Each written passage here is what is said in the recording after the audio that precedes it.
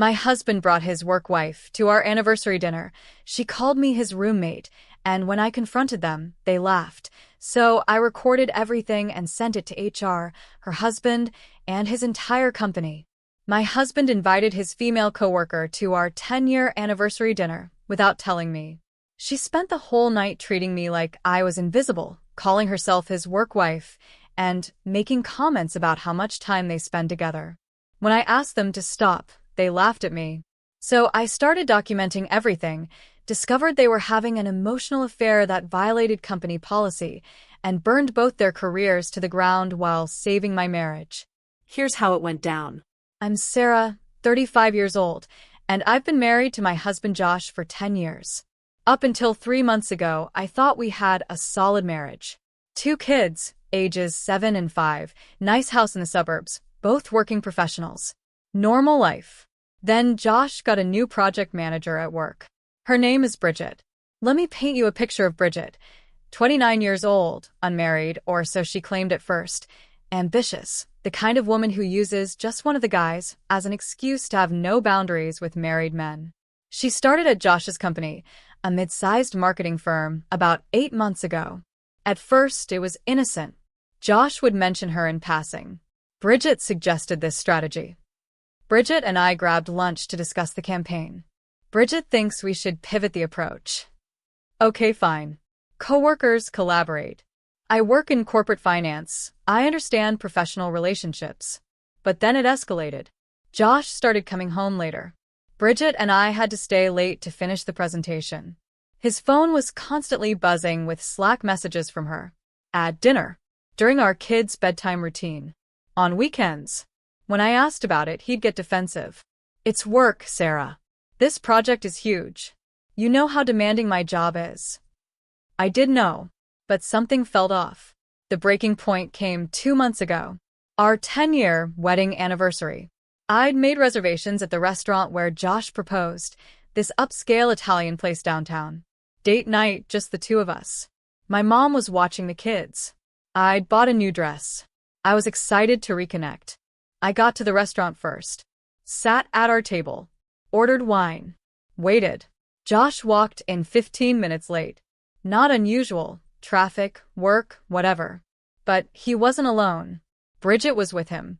He saw my face and quickly said, "Hey babe. Hope you don't mind." Bridget was working late with me and I mentioned we were coming here and she said she's been wanting to try this place, so I figured it would be fine if she joined us for a drink. I stared at him. It's our anniversary dinner. I know, but it's just a drink. She'll leave after the appetizers. Bridget slid into the booth, on MY's side, forcing me to scoot over. Sarah, I've heard so much about you. Josh talks about you all the time. No, he doesn't, I thought. Because if he did, you'd know this was our anniversary and wouldn't be here. This is our anniversary dinner, I said again, looking at Josh. It's fine, he said, not looking at me. Bridget won't stay long. She stayed for the entire meal. And it was the most uncomfortable 3 hours of my life. Bridget dominated the conversation. Talked about work projects, inside jokes with Josh, stories about their team. She kept touching his arm when she laughed. Kept referencing things they'd done together. Lunches, after-work drinks, a weekend team-building exercise I hadn't known about. At one point, she said to me, "You're so lucky. Josh is like the perfect work husband. I don't know what I'd do without him." Work husband. On our anniversary. Josh laughed. Bridget keeps the whole team sane, he said. She's amazing. I felt invisible. Like I was crashing their date. When I tried to steer the conversation to our relationship. Remember when we came here 10 years ago? Josh would give one-word answers, and Bridget would jump in with another work story. At one point, Bridget said, "Josh practically lives at the office these days. I see him more than anyone else does." She looked at me when she said it, like a challenge. "That's not really something to brag about," I said quietly. "Oh, I'm not bragging," Bridget said, fake sweet. "I just mean we're a great team. Work wife and work husband, right, Josh?" "Right," Josh said, smiling at her. I excused myself to the bathroom and cried. When I came back, they were laughing about something on his phone. Didn't even notice I'd been gone for 10 minutes. The check came. Josh paid. Didn't mention it was our anniversary to the waiter, so no complimentary dessert or anything. We just left. Bridget hugged Josh goodbye. Long hug. Too long. See you Monday, work hubby, she said, winking. She gave me a little wave. Nice meeting you, Sarah. You're so sweet. The and the so sweet felt condescending. Like I was some boring housewife cramping their style. Josh and I drove home in silence. Finally, I said, that was really inappropriate. What was? Bringing her to our anniversary dinner. Without asking me. And she stayed the whole time. She's just a coworker, Sarah. You're overreacting. She called you her work husband. Multiple times. That's not appropriate. It's just a joke. Everyone at the office says it. I don't care what everyone says. I care that you brought another woman to our anniversary dinner and let her disrespect me. She didn't disrespect you. You're being insecure. Insecure. He called me insecure. We didn't speak the rest of the night. He slept on the couch. The next day, I did what any reasonable woman would do. I started investigating. Phase 1. Information gathering. Josh is terrible with passwords. Uses the same one for everything. I knew it because we share certain accounts, streaming services, Amazon, etc. I checked his work Slack on our shared iPad. He stays logged in. Holy shit. Messages with Bridget going back months. Hundreds of them. Not technically sexual, but definitely inappropriate. Bridget, missing you already. Come back to the office, soon, face blow in a kiss. Josh, miss you too. Sarah's on my case about working late. Bridget, ugh, roommates are the worst, face with tears of joy. Roommates. She called me his roommate. Josh, tell me about it. Sometimes, I just want to stay at work forever, lol. Bridget, you're always welcome at my place if you need an escape, smirking face. There were inside jokes. Pet names, Bridge and Jay. Constant compliments about appearance. You look amazing today. Love that shirt on you, etc. Plans to meet up outside of work that he'd never mentioned to me. Dinners. Coffee. A work happy hour that turned out to be just the two of them. Photos she'd sent him of her outfits asking, what do you think? Him responding, beautiful. Stunning. You always look great. When's the last time he called me beautiful? I scrolled back further. Found a message from 3 weeks ago. Bridget, sometimes I think about what it would be like if we'd met before you were married. Josh, yeah. Me too sometimes. I almost threw the iPad across the room. I screenshotted everything. Hundreds of messages. Saved them to a private cloud account Josh didn't have access to. Then I checked his location history. We share locations for safety with the kids. Cross-reference dates and times with his working late excuses. Multiple times, his location showed Bridget's apartment complex. Not the office. Her apartment. He'd been lying. Repeatedly. I checked our credit card statements. Charges at restaurants on nights, he said. He was working late. Venmo payments to Bridget for lunch and coffee that added up to hundreds of dollars. This wasn't just inappropriate office banter. This was an emotional affair. Possibly physical, though I couldn't prove that yet. Phase 2. Setting the trap. I didn't confront Josh immediately. I learned that lesson from the anniversary dinner. When you confront someone and they're not ready to admit wrongdoing, they just gaslight you. Instead, I planned. First, I called a marriage counselor. Made an appointment. Didn't tell Josh yet. Second, I consulted a divorce attorney. Just to know my options. The attorney told me that emotional affairs can be considered marital misconduct in our state, which could affect asset division. Good to know. Third, I installed a voice-activated recorder app on my phone. Set it to record any conversation I had with Josh about Bridget. I needed evidence in case he tried to deny everything later. Fourth, I did some research on Bridget. Turns out, she's not single. She's married. Her husband's name is Derek, and he's some kind of IT consultant who travels frequently for work. She wore her ring to our anniversary dinner. I just hadn't noticed because I was too busy feeling humiliated. So Bridget was doing to Derek what Josh was doing to me. I found Derek on LinkedIn. Sent him a very careful message. Hi Derek, you don't know me, but I'm the wife of one of Bridget's coworkers. I've noticed some concerning behavior between them and thought you should be aware. Would you be willing to talk? He responded within an hour. Yes. Call me. We talked for 2 hours. Derek had suspected something was off but didn't have proof.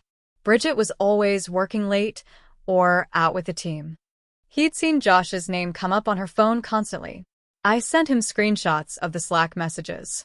He was devastated, but also grateful and angry. We made a plan. Phase 3. The confrontation. A week later, Josh came home from work in a great mood. Bridget and I crushed the presentation today, he said. The client loved it. We're celebrating with the team tomorrow night. Another late night? I asked, voice neutral.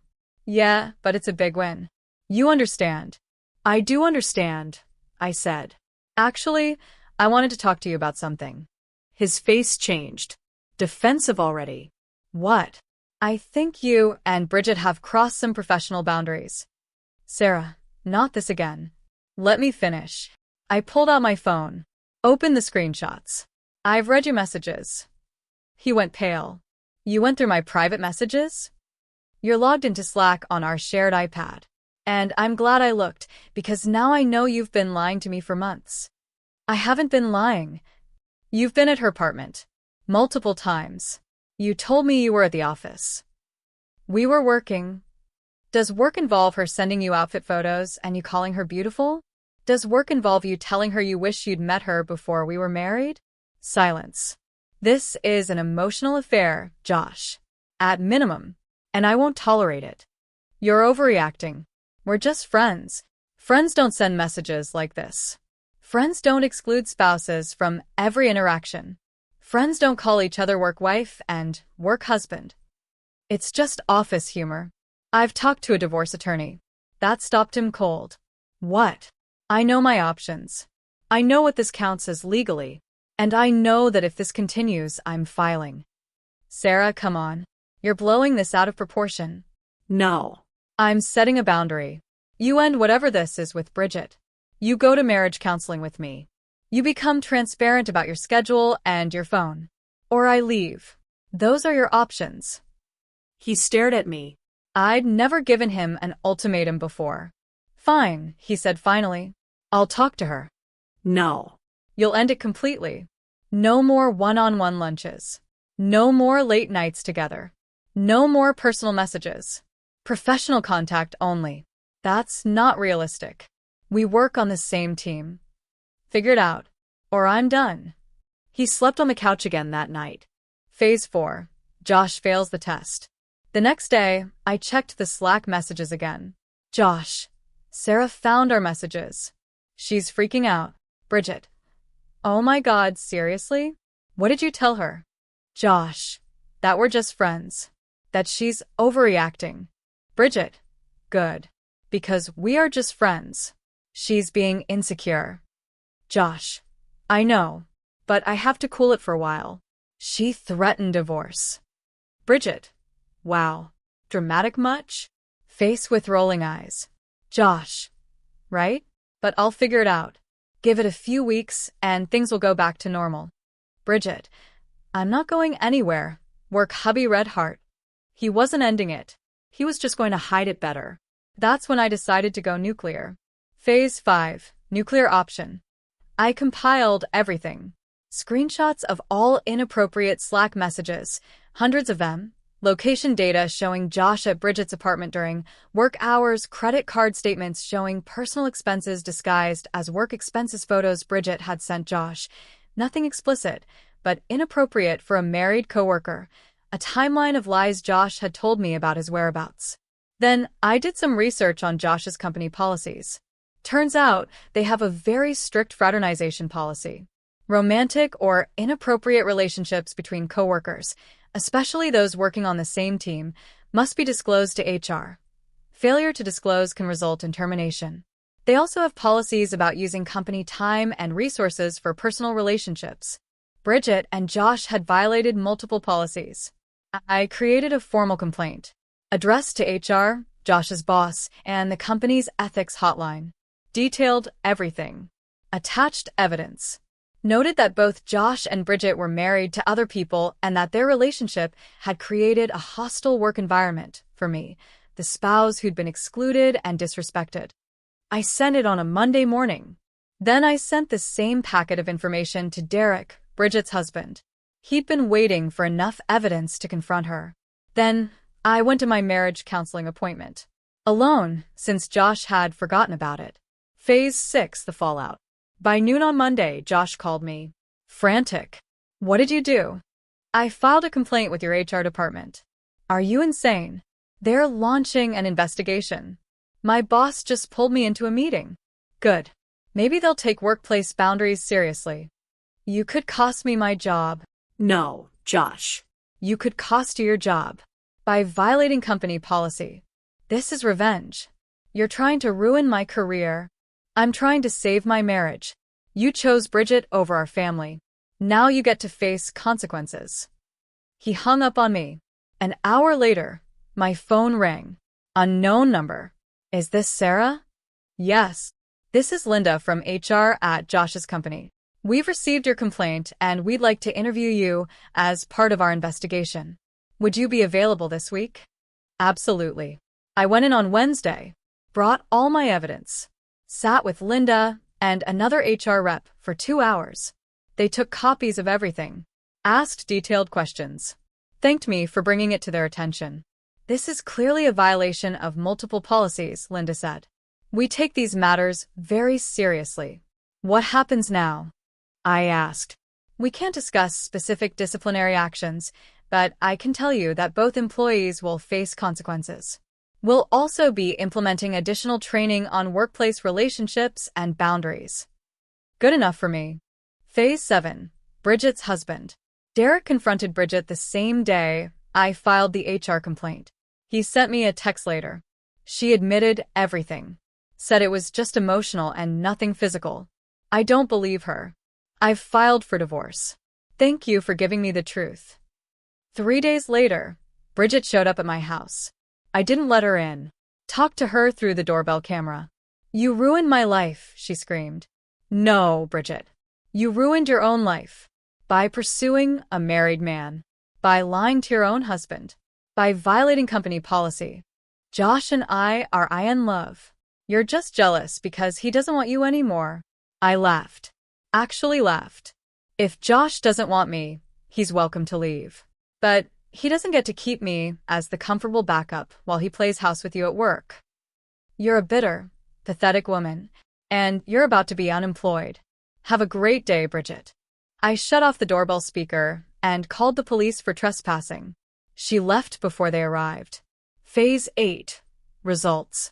2 weeks after my complaint, Bridget was fired.